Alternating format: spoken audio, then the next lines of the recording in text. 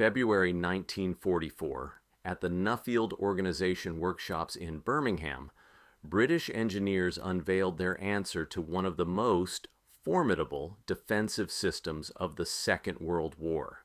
The vehicle before the committee weighed 78 long tons, carried 9 inches of frontal armor, and mounted a gun capable of firing a 32-pound shell at over 3,000 feet per second. It was so large it exceeded the loading gauge of standard British railway stock. The committee approved it anyway, ordering 25 vehicles straight from the mock-up stage without building a prototype. This machine was the A-39 Tortoise, designed for a single purpose: to smash through Germany's West Wall, known to the Allies as the Siegfried Line. It would carry the most powerful anti-tank gun ever fitted to an Allied armored vehicle during the war. It would never fire a shot in combat. To understand why Britain built such a machine, you have to understand what it was meant to destroy. By early 1943, Allied planners faced the daunting reality of the Siegfried Line, a vast defensive network stretching roughly 630 kilometers from the Dutch border to Switzerland. German records listed more than 18,000 bunkers, pillboxes, and fortified casemates. In heavily defended sectors, fortifications stood only dozens of meters apart. Reinforced concrete walls reached up to 3.5 meters thick, designed to withstand sustained artillery bombardment.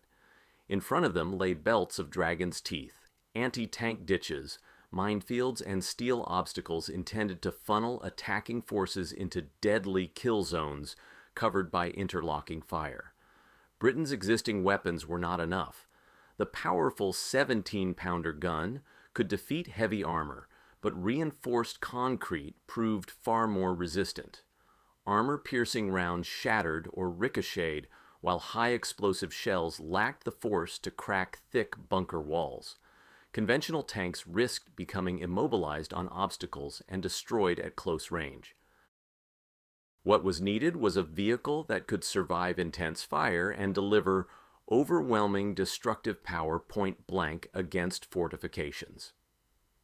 In April 1943, the War Office issued a formal requirement for a heavily armored assault vehicle. The Nuffield Organization began work immediately, producing a series of designs that grew steadily larger as demands increased. Early concepts weighed around 40 tons, but the requirement for a more powerful gun pushed the project into super-heavy territory. By February 1944, the final design had reached 78 tons and was approved for production. At the heart of the Tortoise was the Ordnance QF 32-pounder, derived from a formidable anti-aircraft gun. This 94mm weapon generated more than double the muzzle energy of the famous 17-pounder, and was capable of penetrating the heaviest German armor at close range. Its separate loading ammunition required 2 loaders and limited the rate of fire, but raw power was the priority. The vehicle's armor matched its firepower, with frontal protection up to 228 millimeters thick. A Rolls-Royce Meteor engine provided propulsion, giving the massive machine a top speed of just 12 miles per hour. Trials after the war confirmed the gun's extraordinary performance. Test firing easily penetrated heavy German armor at long range, demonstrating that the weapon could destroy virtually any tank of the era. Mechanically, the vehicle proved reliable, and its suspension delivered surprisingly smooth mobility across rough terrain. But one critical problem remained: moving the Tortoise to the battlefield. Transporting it required specialized trailers, reinforced rail wagons, and infrastructure capable of supporting extreme weight. It could not cross many bridges, fit standard landing craft, or travel easily on European roads. Logistics, not engineering, was the fatal weakness.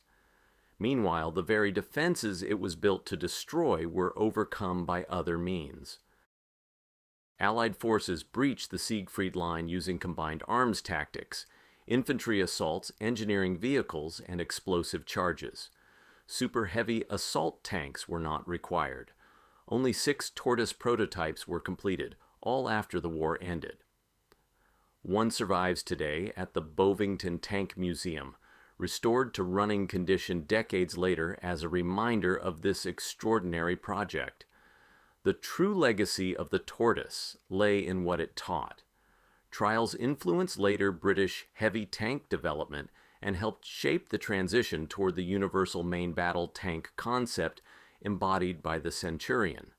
The A-39 proved that engineering could solve almost any battlefield problem, but also that warfare often finds simpler solutions.